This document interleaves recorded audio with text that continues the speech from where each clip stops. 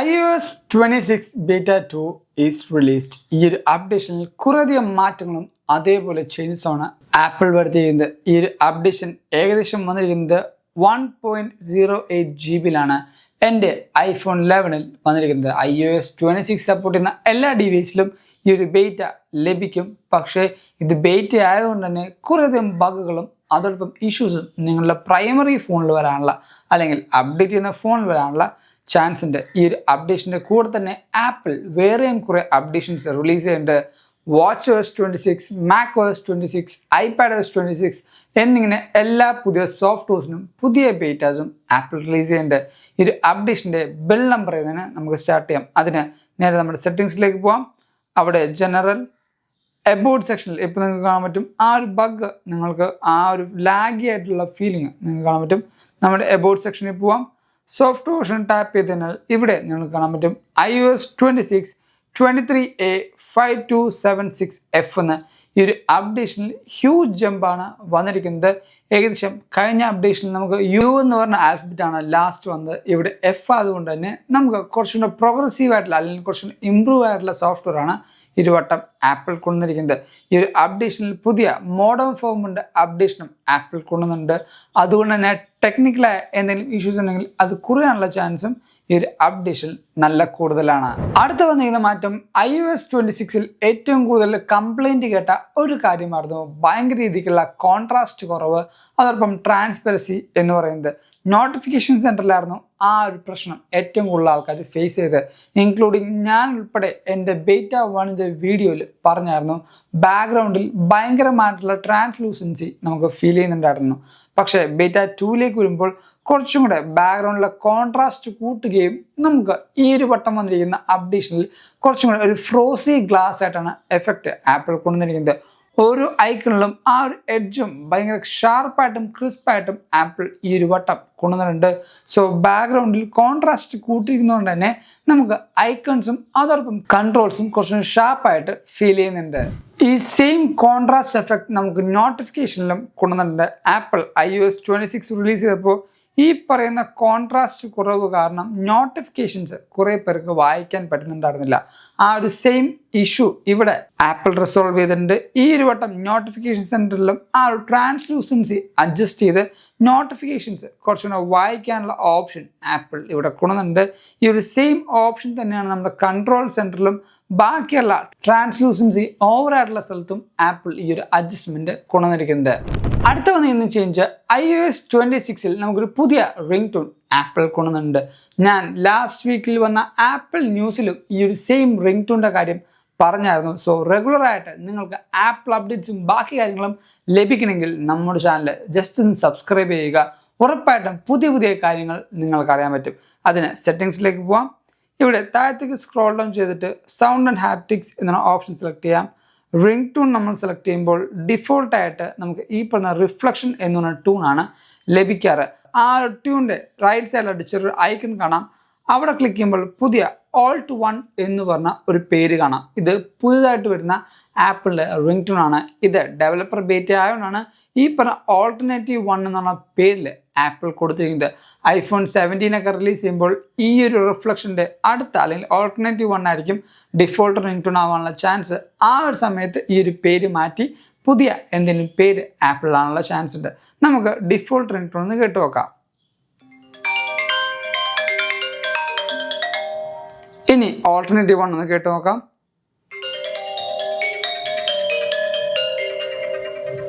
ഇതാണ് പുതിയ alternative ring tone എന്ന് പറയുന്നത്. ഈ റിംഗ് ടോൺ ഡെവലപ്പർ ബേറ്റാസ് ആണെങ്കിൽ നിങ്ങൾക്ക് ഇപ്പോൾ അവൈലബിൾ ആയിട്ടുണ്ടാവും. ആ റിംഗ് ടോൺ വേണമെങ്കിൽ നിങ്ങൾക്ക് കസ്റ്റമൈസ് ചെയ്ത് അല്ലെങ്കിൽ ഈ പറയുന്ന റിംഗ് ടോൺ നിങ്ങൾക്ക് യൂസ് ചെയ്ത് നോക്കാവുന്നതാണ്. റിംഗ് ടോണിൻ്റെ കാര്യം പറയുമ്പോൾ തന്നെയാണ് iOS 26 കസ്റ്റം റിംഗ് ടോൺ ഇനി മുതൽ നിങ്ങൾക്ക് സെറ്റ് ചെയ്യാൻ പറ്റും. അതിന് ഈ പറഞ്ഞ ഫയൽസ് ആപ്പിലേക്ക് പോകാം. ഫയൽസ് ആപ്പിൽ ഏത് ട്രാക്കാണ് നിങ്ങൾക്ക് റിംഗ് ടൂൺ ചെയ്യേണ്ടത് എന്ന് നോക്കുക. ഈ ഒരു റിംഗ് ടൂണിൽ എന്തായാലും നിങ്ങൾ ചെക്ക് ചെയ്യേണ്ട ഒരു ക്രൈറ്റീരിയ എന്ന് പറയുന്നത് 30 സെക്കൻഡിന് താഴത്താണെങ്കിൽ മാത്രമാണ് റിംഗ് ടൂൺ നിങ്ങൾക്ക് സെറ്റ് ചെയ്യാൻ പറ്റുള്ളൂ. ആ റിംഗ് ടൂൺ 30 സെക്കൻഡ് താഴത്താണെങ്കിൽ ജസ്റ്റ് ടാപ്പ് ആൻഡ് ഹോൾഡ് ചെയ്യാം. ടാപ്പ് ആൻഡ് ഹോൾഡ് ചെയ്തിട്ട് ഷെയർ ഷീറ്റ് നിങ്ങൾ ക്ലിക്ക് ചെയ്യാം. ഷെയർ ഷീറ്റ് ക്ലിക്ക് ചെയ്യുമ്പോൾ ഇവിടെ യൂസസ് റിംഗ് ടൂൺ എന്ന ഓപ്ഷൻ ഉണ്ട്. ആ റിംഗ് ടൂൺ ഓപ്ഷൻ സെലക്ട് ചെയ്യുകയാണെങ്കിൽ ഇനി മുതൽ നിങ്ങൾക്ക് ഏത് സൗണ്ടും അല്ലെങ്കിൽ ഏത് പാട്ടും റിംഗ് ടൂൺ ആയിട്ടുള്ള സെറ്റ് ചെയ്യാനുള്ള ഓപ്ഷനും iOS 26 ആപ്പിൾ കൊണ്ടുവന്നിട്ടുണ്ട്.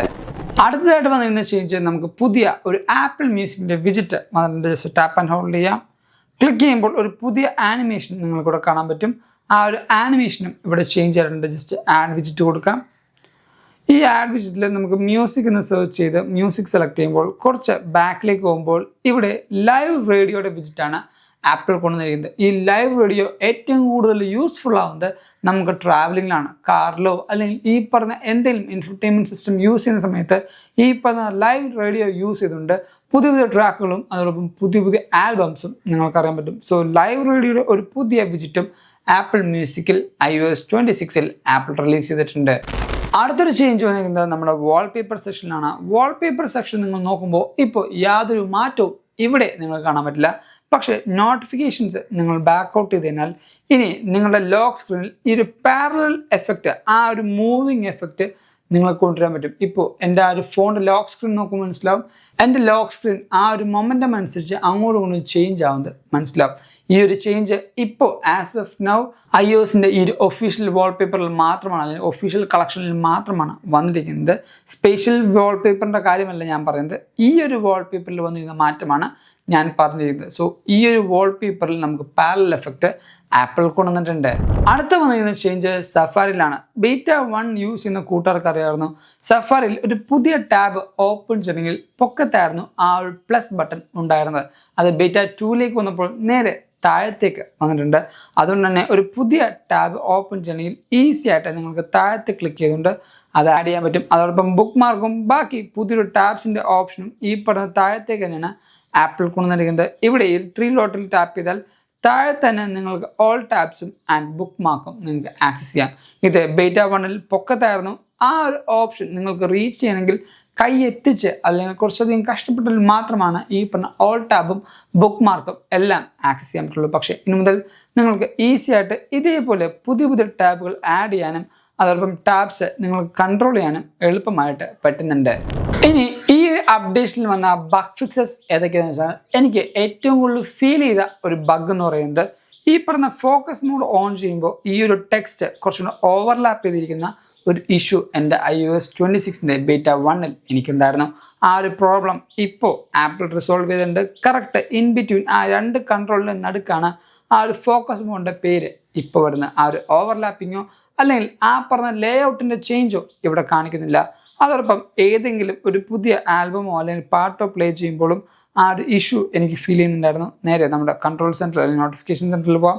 ഈ ഒരു നോട്ടിഫിക്കേഷൻ സെൻറ്ററിലും പാട്ട് പ്ലേ ചെയ്യുമ്പോഴും വിജിറ്റ്സ് ആഡ് ചെയ്യുമ്പോഴും ആ ഒരു കാര്യം കറക്റ്റ് ലേ ഔട്ടിൻ്റെ ഉള്ളിൽ തന്നെ അല്ലെങ്കിൽ ആ 2 കൺട്രോളിന് നടുക്ക് തന്നെയാണ് ആ ഒരു ഓപ്ഷൻ ഇപ്പോൾ സ്റ്റേ ബാക്ക് ചെയ്യുന്നത്. സോ ആ ഒരു ബഗ് ആപ്പിൾ ഇവിടെ റിസോൾവ് ചെയ്തിട്ടുണ്ട്.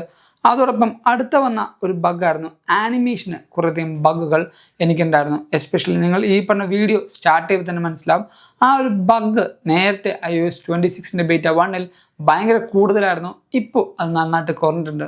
മാറിയിട്ടുണ്ട് എന്ന് ഞാൻ പറയില്ല, പക്ഷേ അത്യാവശ്യം നല്ല രീതിക്ക് തന്നെ കുറഞ്ഞിട്ടുണ്ട്. ആൻഡ് നോട്ടിഫിക്കേഷൻ എനിക്ക് ഇവിടെ വേറൊന്നുമില്ല, പക്ഷേ നോട്ടിഫിക്കേഷൻ നിങ്ങൾക്കുള്ള കൂട്ടാനാണെങ്കിൽ ആ ഒരു ഫ്ലൂയിഡിറ്റിയും അതോടൊപ്പം ആ ഒരു നോട്ടിഫിക്കേഷന് വരുന്ന ആനിമേഷനും കുറച്ചുകൂടെ ഈസി ആയിട്ടുണ്ട്. ആ ഒരു ക്ലട്ടറിങ്ങും ഇതിൽ കുറഞ്ഞിട്ടുണ്ട്. ഈ ഒരു ബഗ് ഫിക്സ് ആണ് എനിക്ക് മേജറായിട്ട് വന്നിരിക്കുന്നത്. ഇനി കുറേയധികം വേറെ ബഗ് ഫിക്സ് ആപ്പിൾ ഡെവലപ്പേഴ്സിൻ്റെ ആ ഒരു വെബ്സൈറ്റിൽ കൊടുത്തിട്ടുണ്ട്. നിങ്ങൾക്ക് ചെക്ക് ചെയ്യുമ്പോൾ മനസ്സിലാവും ഓരോ റിസോൾവ്ഡ് ഇഷ്യൂസും അതോടൊപ്പം നോൺ ഇഷ്യൂസും ന്യൂ ഫീച്ചേഴ്സും ആപ്പിൾ കൊടുത്തിട്ടുണ്ട്. ആപ്പിൾ കാർപ്ലേയിൽ ഇപ്പോഴും കുറച്ച് നോൺ ഇഷ്യൂസ് നമുക്ക് കാണുന്നുണ്ട്. ഇതിൽ കുറേയധികം ഓപ്ഷൻസാണ് ആപ്പിൾ നോൺ ഇഷ്യൂസ് ആയിട്ടും അതോടൊപ്പം ബഗ് ഫിക്സ് ആയിട്ടും കൊണ്ടുവന്നിരിക്കുന്നത്. ഈ പറയുന്ന ഇഷ്യൂസ് അല്ലാതെ നിങ്ങൾക്ക് എന്തെങ്കിലും വേറെ ഫീൽ ചെയ്യുന്നുണ്ടെങ്കിൽ നമ്മുടെ ഫീഡ്ബാക്ക് ആപ്പിൽ എന്തായാലും നിങ്ങൾക്ക് ഫീഡ്ബാക്ക് ചെയ്യാവുന്നതാണ്. ഈ ഒരു ഫീഡ്ബാക്ക് യൂസ് ചെയ്യുമ്പോൾ നേരത്തെ ഞാൻ പറഞ്ഞ ബഗ്ഗുകളോ ബാക്കി കാര്യങ്ങളോ ഇല്ലെങ്കിൽ മാത്രം നിങ്ങൾ അഡ്രസ്സ് ചെയ്താൽ മതി, അല്ലെങ്കിൽ അത് പറയേണ്ട ആവശ്യമില്ല. ഓൾറെഡി ആപ്പിൾ ഈ പറഞ്ഞ ഡെവലപ്പേഴ്സിൻ്റെ വെബ്സൈറ്റിൽ ആപ്പിൾ അത് പറഞ്ഞിട്ടുണ്ട് എന്തൊക്കെയാണ് നോൺ ഇഷ്യൂസ് ഉള്ളത്.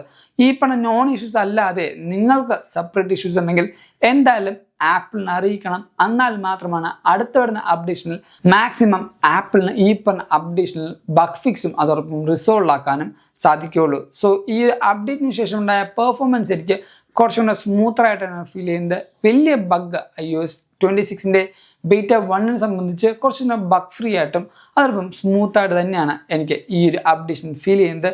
പെർഫോമൻസ് വൈസ് ഓക്കെയാണ്, എന്നാലും തറവായിട്ട് യൂസ് ചെയ്തതാണ് ആ ഒരു പെർഫോമൻസ് ലാഗും അതോടൊപ്പം പെർഫോമൻസ് ഇഷ്യൂ എവിടേക്കാണ് മനസ്സിലാക്കിയുള്ളൂ.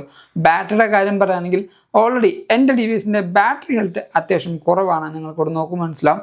സർവീസ് ഓപ്ഷനാണ് 74 എന്ന് പറഞ്ഞ പെർസെൻ്റാണ് എൻ്റെ ബാറ്ററി ഉള്ളത്. അതുകൊണ്ട് തന്നെ ആ ഒരു ബാറ്ററി പെർഫോമൻസ് അത്യാവശ്യം മോശമായിട്ട് തന്നെയാണ് കാണാനുള്ള ചാൻസ്. ഇവിടെ എൻ്റെ സിസ്റ്റം ആൻഡ് ആപ്പ് ആക്ടിവിറ്റി നോക്കുമ്പോൾ കുറേയധികം ഓപ്ഷൻസ് അല്ലെങ്കിൽ കുറേയധികം എക്സ്പെരിമെൻ്ററി ചിഹ്നം ഇവിടെ വന്നിട്ടുണ്ട്. ആ ഓരോ കാര്യങ്ങളും കാണിക്കുന്നത് എൻ്റെ ഡിവൈസിൻ്റെ ആ ഒരു ബാറ്ററി യൂസേജ് ആണ്. ഇവിടെ നിങ്ങൾക്ക് നോക്കുമ്പോൾ മനസ്സിലാവും എൻ്റെ ഇന്നത്തെ ബാറ്ററി യൂസേജ് എന്ന് പറഞ്ഞാൽ 33% ബാറ്ററിയുടെ ആ ഒരു ഓപ്ഷൻസും ബാക്കി കാര്യങ്ങളും ഇവിടെ കാണിക്കുന്നുണ്ട്. നിങ്ങളുടെ ഡിവൈസിൽ ബാറ്ററി ഇംപ്രൂവ്ഡ് ആണെങ്കിൽ എന്തായാലും അതനുസരിച്ച് തന്നെയായിരിക്കും പെർഫോമൻസ് ലഭിക്കാനുള്ള ചാൻസ്.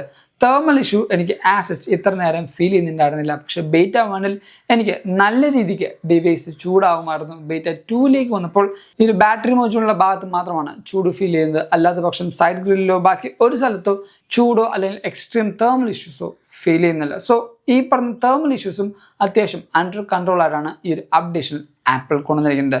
ഇനി ഈ പറഞ്ഞ iOS 26 പുതിയ ബേറ്റാസും അതോടൊപ്പം അപ്കമിങ് ആയ അപ്ഡേഷൻസും എന്തൊക്കെയാണെന്ന് ചോദിച്ചു കഴിഞ്ഞാൽ മിക്കവാറും ആപ്പിൾ കഴിഞ്ഞ കൊല്ലം റിലീസ് ചെയ്ത പോലെ തന്നെ 2 വീക്കിന് ശേഷമാണ് iOS പുതിയ ബേറ്റ ആപ്പിൾ റിലീസ് ചെയ്യുന്നത്. സോ നെക്സ്റ്റ് വീക്ക് ഒന്നെങ്കിൽ ഈ പറയുന്ന 30 അല്ലെങ്കിൽ ജൂലൈ 1 പുതിയൊരു ബേറ്റ 3 നമുക്ക് ലഭിക്കും. അല്ലെങ്കിൽ അത് കഴിഞ്ഞിട്ടുള്ള വീക്കായിട്ടുള്ള 7th or 8th beta 3 apple release ചെയ്യുന്നത്. ഇതിൻ്റെ നടുക്കാൻ അല്ലെങ്കിൽ ഇതിൻ്റെ ഇൻ ബിറ്റ്വീൻ തന്നെ നമുക്ക് iOS 18.6 ബേറ്റാസ് ലഭിക്കാനുള്ള ചാൻസ് ഉണ്ട്. iOS 18.6 ഒഫീഷ്യൽ അപ്ഡേഷൻ നമുക്ക് ലഭിക്കാൻ പോകുന്നത് ഒന്നെങ്കിൽ ജൂലൈ അവസാനം അല്ലെങ്കിൽ ഓഗസ്റ്റ് ഫസ്റ്റ് വീക്ക്. ഈ പറഞ്ഞ അപ്ഡേഷൻ ലഭിക്കാനുള്ള ഒരു ടൈം ലൈനാണ് ഞാൻ പറഞ്ഞത്. സോ ഈ ഒരു പ്രിഡിക്ഷൻ കറക്റ്റായിട്ട് തന്നെ വന്നാൽ നമുക്ക് കുറച്ച് ഈസി ആയിരിക്കും. അല്ലെങ്കിൽ ആപ്പിളിൻ്റെ കാര്യമായതുകൊണ്ട് ഈ പറഞ്ഞ ഡേറ്റ്സ് നമുക്ക് ഫ്ലക്ച്വേറ്റ് ചെയ്യാനുള്ള പ്രോബിലിറ്റി ഉണ്ട്. സോ ഈ ഒരു iOS 26 പുതിയ ബേറ്റയിൽ നിങ്ങൾക്ക് കുറേയധികം കാര്യങ്ങൾ മനസ്സിലായി അറിഞ്ഞെന്ന് വിശ്വസിക്കുന്നു. അതുകൊണ്ട് തന്നെ ഈ വീഡിയോ ഇപ്പോൾ തന്നെ ലൈക്ക് ചെയ്യുക. എല്ലാ കൂട്ടർക്കും ഈ ഒരു വീഡിയോ ഷെയർ കൊടുക്കുക. റെഗുലർ ആയിട്ടുള്ള ആപ്പിൾ അപ്ഡേറ്റ്സും ബാക്കിയെല്ലാം ഉണ്ടെങ്കിൽ നമ്മുടെ ചാനൽ എന്തായാലും സബ്സ്ക്രൈബ് ചെയ്യുക. ഇൻസ്റ്റാഗ്രാമിൽ കൂടെയും ഫേസ്ബുക്കിൽ കൂടെയും നിങ്ങൾക്ക് നമ്മളെ ഫോളോ ചെയ്യാം. ലിങ്ക് ഞാൻ നമ്മുടെ ഡിസ്ക്രിപ്ഷൻ ബോക്സിൽ കൊടുത്തേക്കാം. And thank you so much for watching soul video. This is Evin Xavier signing from എവിക്ക.